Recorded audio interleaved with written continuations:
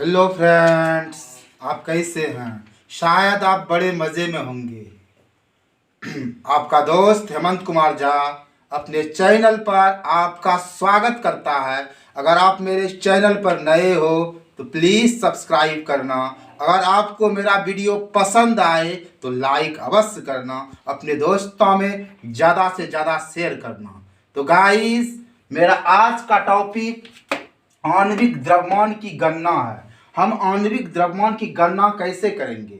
तो मैंने पिछले वीडियो में आपको एक ट्रिकी टाइप का मटेरियल दिया था और मैंने 1 से 20 तक के तत्वों का परमाणु संख्या और परमाणु द्रव्यमान निकालने का ट्रिक दिया था। मेरे का दोस्त, यह ट्रिक 118 तक के तत्वों के लिए लागू नहीं होता है, क्योंकि केमिस्ट्री में बड़ा ये सब चक्कर है। तो आपके आसानी के लिए गाइस, मैंने 1 से 20 तक के तत्वों का परमाणु संख्या और परमाणु द्रव्यमान का ट्रिक दिया था। तो गाइस, मेरा आज का टॉपिक जो है आणविक द्रव्यमान की गणना है। हम आणविक द्रव्यमान की गणना कैसे करते हैं? तो गाइस, अणु में उपस्थित विभिन्न परमाणु के परमाणु द्रव्यमान का योग करते हैं। तो गाइस, ऐसे हम यहाँ आपके सामने 1 से 20 तक का परमाणु संख्या और परमाणु द्रव्यमान देकर रखे हैं। देखिए, इसमें हाइड्रोजन, आपका बेरिलियम, आपका नाइट्रोजन, आपका क्लोरीन, ऑर्गन और नाइट्रोजन ये अपवाद में आता है, ये नियम पर नहीं आएगा। आप बाकी को इस तरह समझेंगे कि अगर आपका परमाणु संख्या इवन में आए ना, सम में आए ना, तो आप परमाणु संख्या को 2 से गुना कर दीजिएगा। अगर आपका ऑड में आए, विषम में आए, तो परमाणु संख्या को 2 से गुना कर दीजिएगा और 1 को प्लस कर दीजिएगा, इसमें 1 ऐड कर दीजिएगा। जैसे देखिए गाइस, हम यहाँ हीलियम की बात करते हैं। हीलियम देखिए 2 है ना, 2 सम है, तो सम है, ये परमाणु संख्या 2 सम है ना, तो 2 से गुना कर दिए, 2 दूनी 4 हो गया। अब ऑड की देखिए, ये 3 ऑड है ना, तो 3 को 2 से गुना किया, 3 दूनी 6 हुआ और इसमें 1 जोड़ दिए। तो कहने का मतलब ये है कि अगर हमारा जेड इवन में आए, अगर हमारा परमाणु संख्या सम में आए तो हम 2 से गुना कर देंगे, और अगर परमाणु संख्या विषम में आए तो इसको हम 2 से गुना करके 1 प्लस कर देंगे। यह 1 से 20 तक के लिए लागू होगा। और इसमें कुछ अपवाद है। ये हाइड्रोजन, ये जितना मैंने गोल गोल कर रखा है, hydrogen, beryllium, nitrogen, chlorine, organ, ये इस नियम में नहीं आएगा। आप इसको याद रखिए। अब देखिए, हमारा टॉपिक है आणविक द्रव्यमान। सबसे पहले देखिए, हम H2O का निकालते हैं। तो देखिए, हम ऐसे लिखते हैं, बराबर का दिए चिन्ह।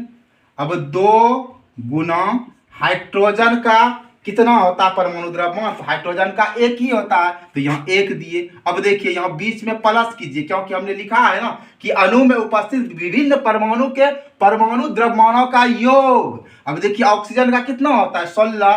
तो गाइस, 2 1 2 होगा और 16 16 2 18 हुआ। आप इसको AMU भी लिख सकते हैं, समझ गए ना, या यू भी लिख सकते हैं। आप इसको AMU, एटॉमिक मास यूनिट भी लिख सकते हैं, या यू भी लिख सकते हैं।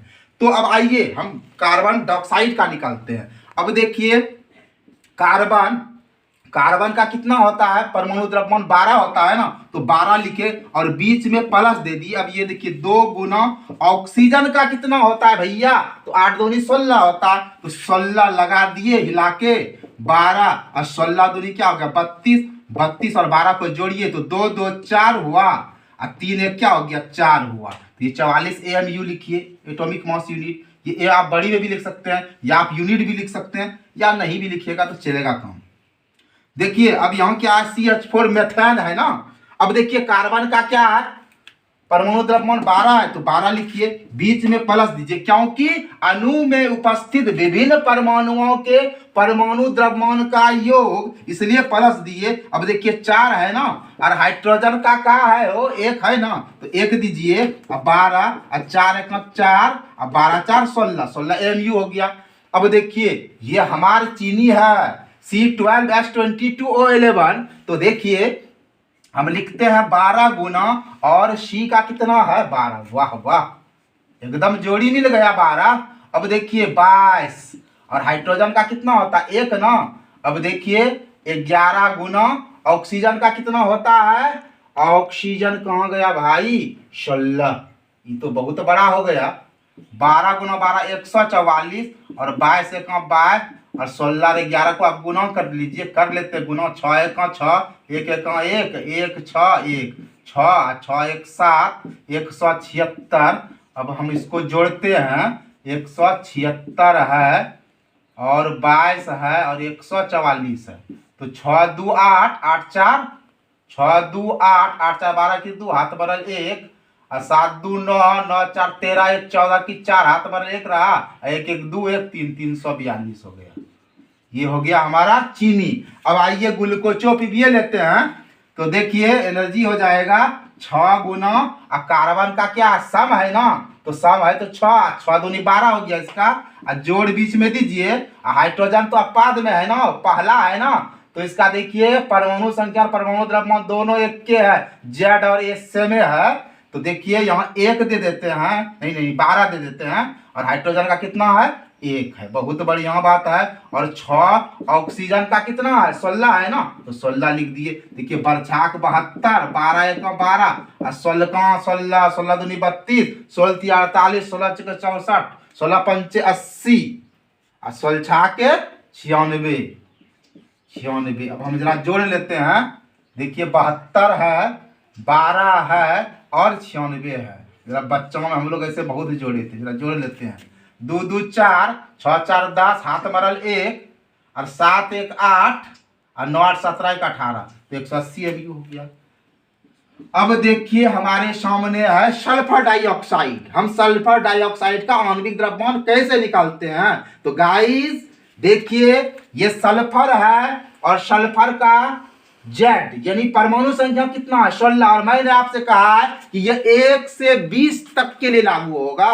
आप इसको 118 तत्व में लागू नहीं कीजिए भैया, आप इसको 20 तक, देखिए जनरली हमें 20 तक का बड़ा कम लगता है, ये 20 तक का ठीक है भाई।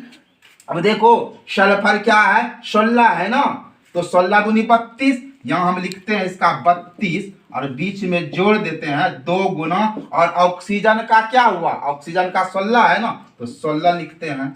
अब देखिए 32 और 16 दूनी 32, बाहरे जोड़ी खा गया, तो 32 32 64। आप AMU लिख दीजिए, यू लिख दीजिए, नहीं भी लिखिएगा कोई दिक्कत नहीं है। आपको वीडियो वॉचिंग के लिए बहुत बहुत थैंक यू।